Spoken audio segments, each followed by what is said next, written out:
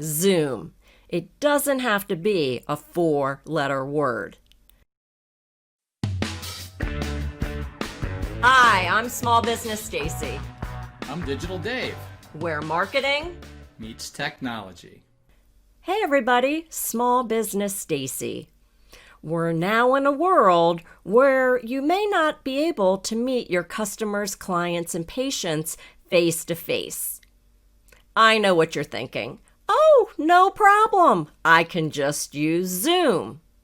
Yes, you can just use Zoom, but there's a right way and a wrong way to use Zoom, especially if you want to build relationships and, more importantly, sell things online using Zoom. So today, I'm going to share with you the 7 biggest mistakes not to make when using Zoom. Let's get started. Mistake number 1 is using one of those fake virtual backdrops. You know, one of those new features that Zoom just added. Yeah, they can be really cute, but they're not professional. They kind of distort your head and make you look like your hair is something from the 80s. It doesn't have good quality.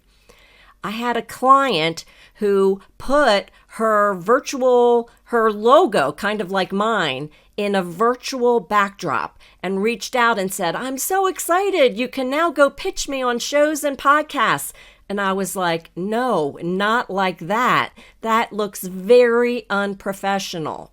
So if you want to have a good looking appearance, invest in a professional backdrop. For a few $100, you can get one of these frames and your own logo and branding on cloth that you can then use that makes a great backdrop for Zoom meetings. Mistake number 2 is thinking, oh, I'll just pull it up on my phone. I can do Zoom meetings while I'm on the road. Yes, you can, but it doesn't make the best experience for the user. When you schedule your Zoom meetings, do it on a computer. It works a lot better, and your customer, client, or patient who's on the other end will have a much better experience. Zoom mistake number 3 is not having the right computer positioning. So many times I'll see people come into a meeting and the computer, like they're looking up into the screen, or it's like not, or they're kind of cut off, their head's here and there's just too much white space above. You want your computer nicely positioned so you're looking directly into the camera and you have enough head space, but not too much head space. Zoom mistake number 4 is audio. What's the point of having a meeting and the person can't hear you because you're in a big room and it's fuzzy and distorted? Make sure you use really good audio. I use an Audio-Technica external mic because this is just so easy, it's compact, and it, more importantly, has the best audio quality. Zoom mistake number 5 is lighting.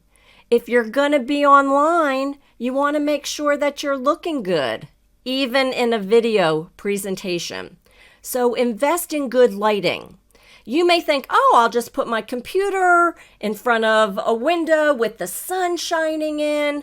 Well, what's going to happen is they're not going to be able to see you because the light actually will drown you out.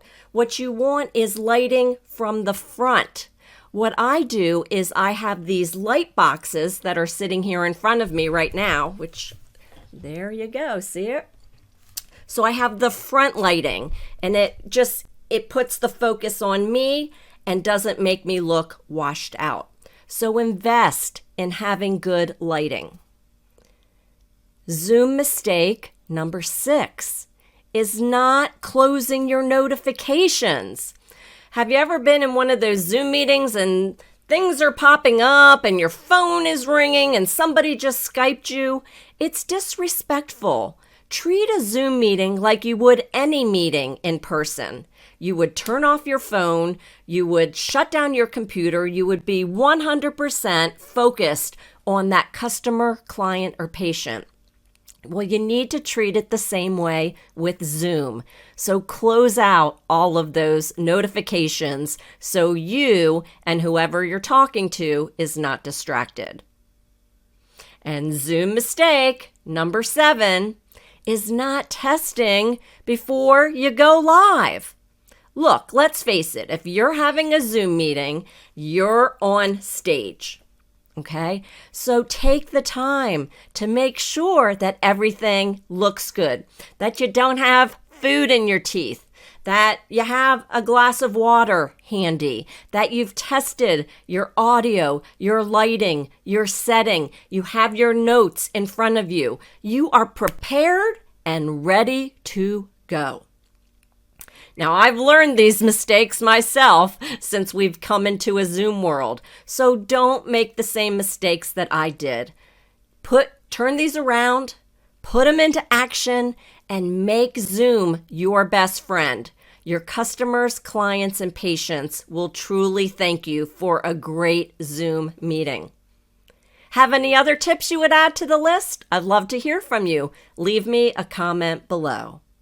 This is Small Business Stacey, your small biz marketing specialist, here to help you get your marketing into action and help you become a small biz marketing whiz. Bye, everybody.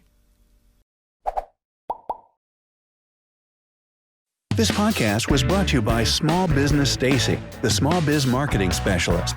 Want to know the 6 simple steps that will double, even triple your business in the next 30 days? Go to smallbizmarketingspecialist.com/transform and finally achieve the successful and profitable business you always knew you'd have. That's smallbizmarketingspecialist.com/transform.